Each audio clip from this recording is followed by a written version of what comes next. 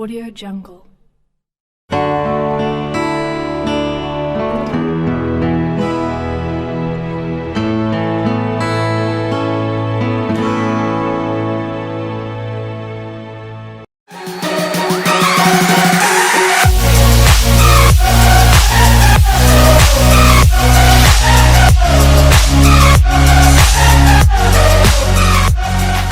Tema tentang iman dan kemanusiaan ya.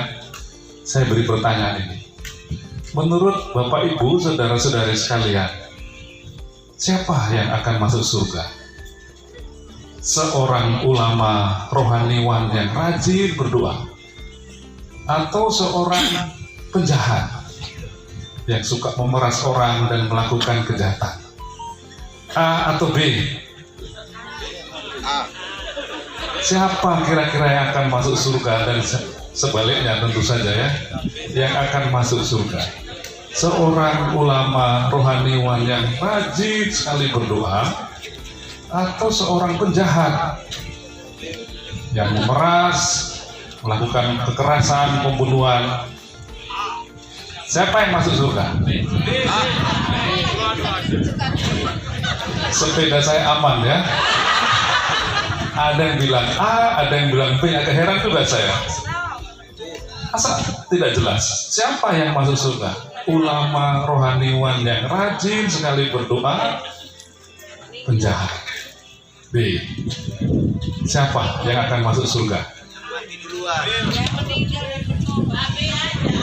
AB aja. Siapa yang lebih baik?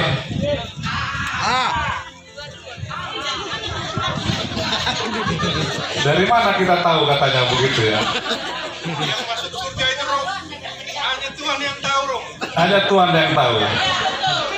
Bapak ini tahu isi hati saya kalau begitu ya. Saya tadi menduga semua akan bilang A begitu ya. Ulama rohaniwan yang rajin berdoa. Jelas sekali nih orang baik ya. Dibandingkan dengan penjahat ya. Jadi skenario saya gagal ini. Sebenarnya saya mengharapkan kalian jawab A, lalu saya kritik begitu ya. Bapak Ibu, saya sampaikan cerita ini mengingat tema itu, iman dan kemanusiaan dan persahabatan antara Gus Dur dan Romangun. Romangun pernah menulis sebuah buku menumbuhkan sikap religius anak-anak, terbit Gramedia 1986. Kata pengantarnya Gus Dur. Dalam kata pengantar itu, beliau menyampaikan sebuah cerita yang sangat menarik, yang sangat inspiratif, khususnya untuk tema iman dan kemanusiaan ini. Beliau mengutip sebuah kisah dari Kasana Sufi tentang tadi, seorang ahli ibadah, pendoa ya, tetapi dia dikisahkan tidak mau memberi minum pada kucing yang kehausan, sehingga kucing itu mati. Dan di sisi lain ada seorang penjahat,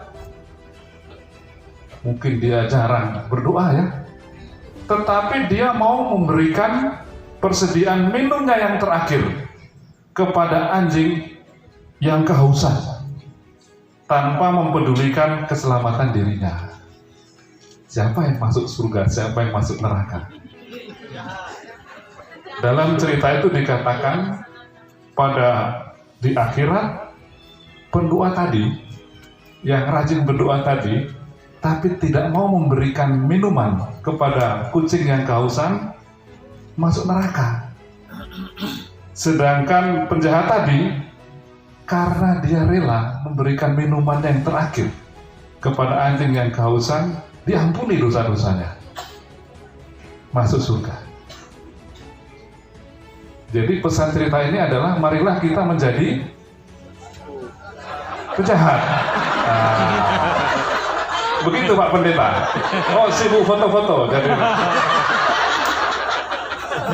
tentu bukan itu apa maksud dari cerita ini ya, pesan ini. Menurut saya pesannya ya tema kita ini, iman kepada Allah seharusnya tidak boleh pernah bertentangan dengan kemanusiaan, peri kemanusiaan kita. Kalau bertentangan ada yang nggak beres dari iman itu ya. Cerita ini sangat menarik bagi saya sebagai orang Katolik karena ada kisah yang mirip dalam Injil kami.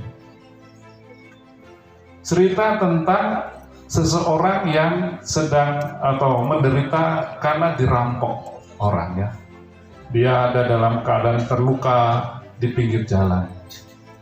Lalu dikisahkan dalam Injil kami itu ada seorang imam lewat melihat saudaranya yang menjadi korban rampok ini di pinggir jalan. Imam ini dikisahkan di situ hanya melihat dan berjalan terus dan pergi. Lalu ada seorang Lewi juga yang ahli hukum ini, dari kalangan terhormat, melihat juga ada seorang yang tadi korban itu. Dikisahkan dalam Injil juga begitu, dia hanya melihat dan kemudian pergi, tidak buat apa-apa. Lalu ada tokoh yang ketiga, memang tidak disebut dia ini penjahat ya.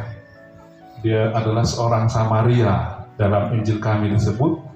Orang Samaria itu di masa itu adalah orang yang biasanya cukup diragukan ya keimanannya, mungkin tidak terlalu rajin berdoa. Juga dari segi kesukuan dianggap ya nomor 2 dibandingkan orang-orang Yahudi. Tapi dalam kisah itu dikisahkan dia lewat melihat orang sakit korban tadi, langsung mendatanginya, merawatnya, membasuhnya, dan kemudian membawanya ke tempat penginapan, meminta orang di sana merawat dia, nanti kalau kurang saya akan bayari. Mirip cerita itu, sekali lagi untuk menunjukkan bahwa mungkin yang menyatukan Gus Dur dan Romangun adalah juga itu ya, bahwa iman kepada Allah dan perwujudannya tidak pernah boleh bertentangan dengan perwujudan kemanusiaan. Ini sebuah pelajaran yang sangat penting juga bagi kita. Kalau kita belajar sejarah Eropa yang sekarang praktis bagian besar masyarakatnya menjadi sekuler dan ateis, tentu ada banyak sebabnya. Tetapi salah satu sebabnya juga adalah karena itu. Karena pada waktu itu pernah terjadi bahwa orang-orang yang beragama itu justru berperang satu sama lain, khususnya antara saya dan Bapak Pendeta ini. Gereja Katolik dan Gereja Protestan waktu itu di Jerman. 30 tahun perang karena alasan agama, begitu ya. Jadi itu ya salah satu ya, tentu ada banyak sebab lainnya yang kemudian menyebabkan orang tidak percaya lagi pada agama. Ternyata beragama justru menyebabkan orang berperang satu sama lain. Maka sekali lagi saya kira salah satu warisan penting dari Gus Dur dan Romangun adalah itu ya. Dan itu bahaya juga. Kadang-kadang kita mengalami, kalau yang di sini mungkin baik-baik semua ya. Di Indonesia saya kira kita kadang-kadang mengalami juga ada orang yang merasa saleh dan mewujudkan imannya kepada Tuhan justru dengan tindakan-tindakan tidak manusiawi ya.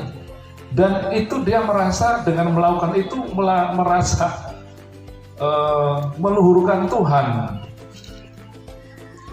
Ini pasti tidak sesuai dengan yang diwariskan Gus Dur dan Romangun kepada kita.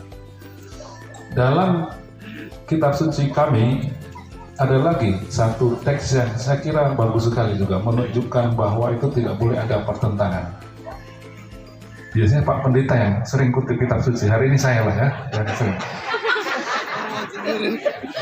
Dikatakan begini ya, sebab itu jika engkau mempersembahkan persembahanmu di atas mezbah, tetapi teringat akan sesuatu yang ada dalam hati saudaramu terhadap engkau, artinya teringat bahwa dia sedang bertengkar dengan orang lain, maka tinggalkanlah persembahanmu di depan mezbah itu dan pergilah berdamai dahulu dengan saudaramu, barulah kembali untuk mempersembahkan persembahanmu itu. Sabda yang sangat keras ini, seolah Allah bilang tinggalkan saya lah, yang penting kamu berdamai dulu dengan saudaramu, baru lanjutkan persembahanmu di atas mezbah. Kalau kamu pergi mempersembahkan Tapi ingat bahwa kamu sedang bermusuhan dengan orang lain, tidak layak persembahan itu. Pergi, tinggalkan. Damai dulu, baru kembali untuk mempersembahkan persembahan yang pantas bagi Allah. Bagaimana menyimpulkannya, Pak Pendeta? Kalau junjungan kami, guru kami Yesus Kristus menyimpulkannya dengan menyatukan kedua perintah itu. Ya, waktu beliau ditanya apa perintah yang paling utama, kemudian beliau mengatakan, dengarlah, kasihilah Tuhan Allahmu dengan segenap hati, dengan segenap jiwa, dengan segenap akal, budi, dan dengan segenap kekuatanmu. Perintah yang utama. Tapi langsung disambung oleh perintah yang berikut, yaitu kasihilah sesamamu manusia seperti dirimu sendiri. Jadi yang paling penting di sini adalah dua-duanya dikaitkan.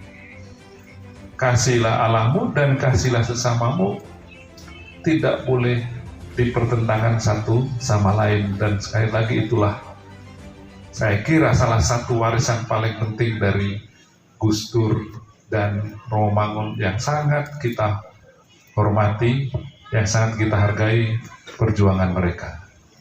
Terima kasih, Tuhan memberkati.